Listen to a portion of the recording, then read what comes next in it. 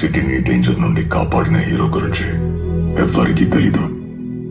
మీలాగే నేను ఈ కథ ఇక్కడితో పూర్తయింది అనుకున్నా, కానీ కథ ఇప్పుడే మొదలైంది. నా దగ్గర రా. Arjun, thank you. బాంబే జాగ్రత్త. గంభీరా, తిరిగి వస్తారా? అవసరాన్ని బట్టి.